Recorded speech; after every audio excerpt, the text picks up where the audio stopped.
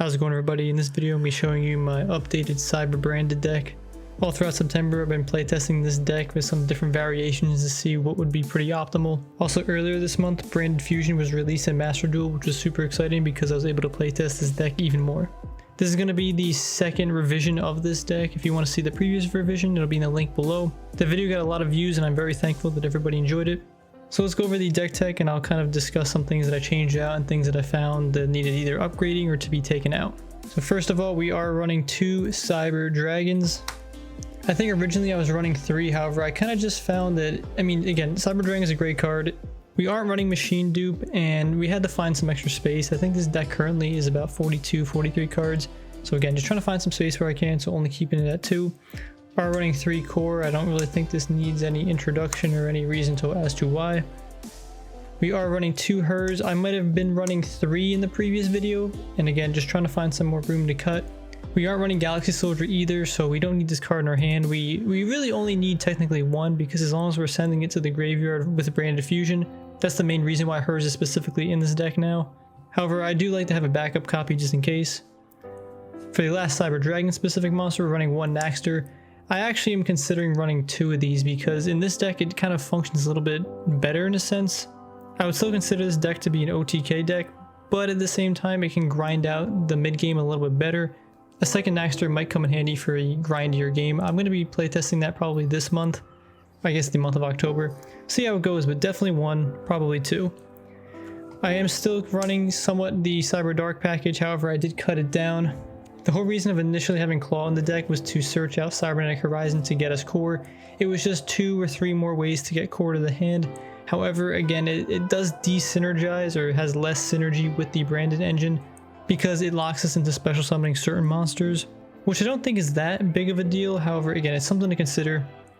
And we already are over the limit of 40 cards. Again, you can run more than 40 cards, but for a consistency deck, I want to try to keep it to about 40, 43. Adding these extra cards, again, we're pushing 45, 46 cards. We're starting to get into the upper limits. So I did remove the Claw in the Horizon because I just didn't feel the need to have more reasons to search out core because we're adding the, I guess, explosiveness of the branded cards, which I guess act as a really powerful starter. Still keeping this card, the Elton, in because it's super good. It comes up, it's searchable. Next up, 2 Fallen of Albaz. This is our main target, and I guess only target for the branded cards or the Branded Fusion. I'm not running any of the Despia stuff or anything like that because again, I want to keep this more Cyber Dragon specific. Adding the Despia cards and a Luber and all that stuff could probably make this a lot more competitive, but again, I wanted to slowly introduce different elements to the Cyber Dragon deck. I've been enjoying just 2 Fallen of Albaz and nothing else, so for now, we'll keep that at that. 1 Pankratops is a nice board breaking card, and 1 Jizikiryu as a searchable. I remove anything from the board basically. We are running Chimera Tech Fortress Dragons, so that does synergize well. Still waiting for the Clockwork card to come out because once that comes out, probably going to take out the Jizikiryu. This is all for the monsters. We aren't running actually that many. And I guess, wow, that's a lot of spells and traps, but I haven't really felt the need to add any extra. All these cards have a specific purpose and they do a pretty good job. Again, the only thing I think I'm going to be changing is probably adding 2 Naxter. So that is all for the monsters. For the spells and traps, we're running 3 Emergency. Pretty obvious, pretty standard here, nothing too fancy. 2 Cyber Dark Realm. This is so we can go for the OTK. I do like running 2 just in case 1 does get negated or destroyed. Running 1 Repair Plant as a means to search for Jizikiryu, but also you can still search for any of your Cyber Dragon monsters. I found that 1 is fine, maybe 2 if I really felt a need, because we do typically have Cyber Dragon monsters in the graveyard, but at the same time it's a little bit less good than Cyber Emergency because of that activation requirement. For the branded stuff, we got the 3 Branded Fusion. No reason to play anything less than that. The new addition to the deck, 3 Super Polys. This was absolutely crazy. I am really surprised I did not add this the first iteration of this deck. The branded archetype just naturally has really good targets for Super Poly. Got Albion for light monsters, you got Lubellion for dark, and you got Mirror Jade for any extra deck monster. The only non-branded fusion monster I'm running that is a Super Poly target is the Mud Dragon. That does come in handy when there are no other targets on the field. But the Super Poly, it has been doing really, really good. In Master Duel, it is limited to 2, so I haven't been seeing it as much as I probably should. But even at 2, it's really good. This was definitely a game changer in how many games I won. Also, thank you for the people that mentioned that in the previous video, because that has won me a lot of games just having the Super Poly. We are running 2 triple tactics because I already bought them. They're like 25 bucks, and it's just a really good card because people are still running hand traps or activating monster effects during your main phase. There are ways to play around it, but I found that people, I mean, sure they can play around it, but sometimes they can't play around it. So getting just one of those effects does come in handy. Still running 2 power bond. I need 1 for the OTK, but I do like having 2 as a backup plan just in case something happens to the first. Like if you draw it or it gets into the graveyard or negated, something like that. So I'm running 2 Raigekis. This is down from the 3 I think in the last video. This is again because of space purposes, and also I did add 2 Dark Ruler No More main board. The card's just really good, especially in this format, so having those extra board breakers, especially this one, is much better than, let's say, Raigeki. I still do like the Raigeki though. 1 Call by the Grave because you just gonna have to have it. Harpy's Feather because I love destroying back row. I ended up pulling the Pot of Prosperity, so I have to run this in the deck now. I'd probably play 2 of these. I think 3 is too many, but if I had another copy, I'd run 2. But just running 1 now for consistency. Running 1 Change of Heart is my favorite Magic card. Obviously, Change of Heart is not legal in Master Duel, but if it was, I would definitely run it. Definitely not like an amazing card, I think, but I really love that card, so gotta add it. For the traps, we're running 3 Infinite Permanents and 1 Cybernetic Overflow to search it if we're forced to go first. I might consider running only 2 of these, it really depends, but this is the trap lineup for now. Pretty standard, nothing really changed. Running a lot of spells and traps. Also, I realized I pushed this off to this side of the screen, but it's okay. So the main things that changed were the addition of the super polymerization. I did add the Dark Rulers No More. The removal of the Cyber Dark cards, or specifically the Cyber Dark Claw and Cybernetic Horizon, I think made the deck a little bit just better, or I guess more competitive. I do like having the spice of that, but at the same time, just makes more sense to not have it. Let's head on over to the extra deck. The extra deck hasn't changed too much. We're running 2 Albion. This is the card that we're going to be using off of Brand of Fusion to get this card as well as the Rampage Dragon onto the field. It's basically a 1 card OTK or a 1 card 2 fusion monsters. This also is a super polymerization target if our opponent controls a light monster. This is the one for a dark monster. This is Lubellion. We can get stuff back from our banish zone to our deck. Got the Mirror Jade because it's awesome. This is the super poly target if our opponent controls any extra deck monsters. We are running 2 Rampage Dragon.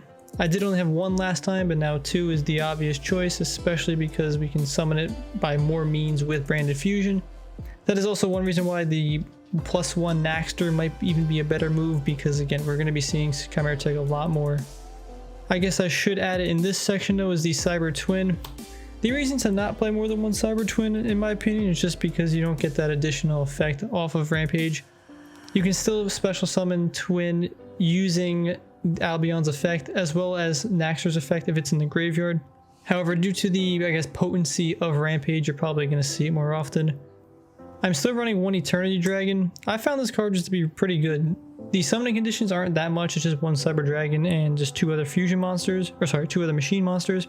This is more for the grindier game, like when we're going towards more of the mid game when we already have, let's say, a Rampage in the graveyard that was destroyed off of, let's say, Brand of Fusion or just something else. Then we can summon this, we get some pretty indestructible body on the board. I obviously don't think it's the best card in the extra deck, but it comes in handy and it's a pretty big problem for your opponents towards the mid game if you get onto the field.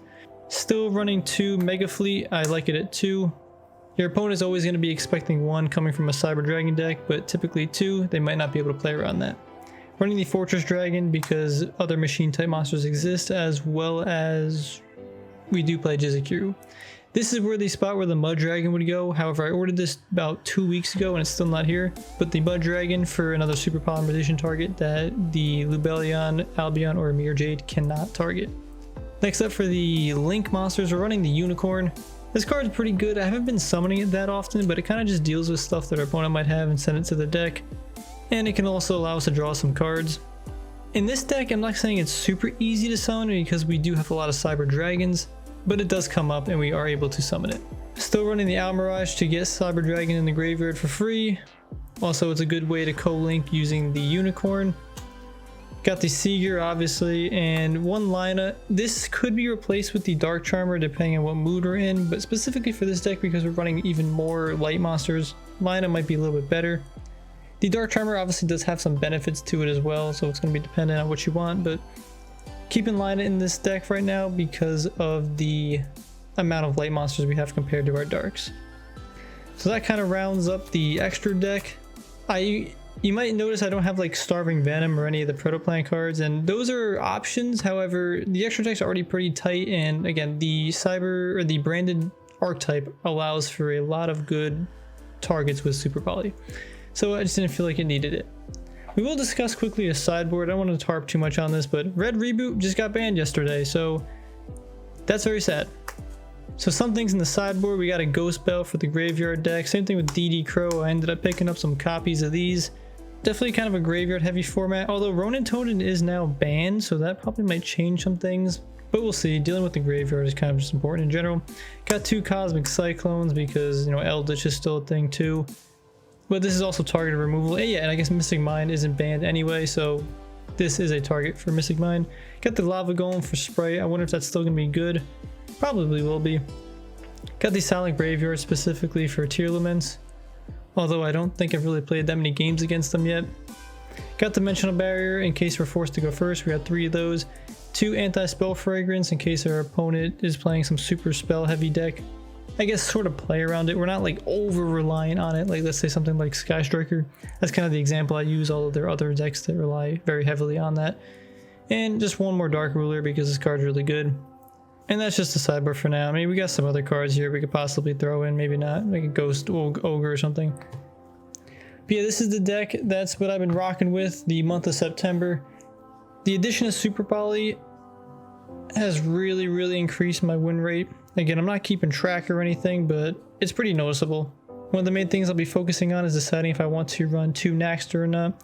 I mean, that's not like the biggest of changes in any deck, but it's just something. I'm going to try and spend more time to try and work on a Cyber Dark deck. I've been trying a lot of things in Master Duel, but I haven't found anything that I want to showcase just yet. If anyone's interested, I've been working on a Slifer deck that utilizes the Cyber Dark package. I think it's really fun, it's very consistent, and I'm hoping it comes to Master Duel soon, but probably not. I've been practicing that online against bots, just testing the consistency, and also just some people that want to play against me. Pretty fun deck if you're interested. But yeah, anyway, that pretty much wraps up the deck tech in the video. Let me know what you thought down below. As always, thanks for watching. Stick around for some more videos, and take care. See you next time.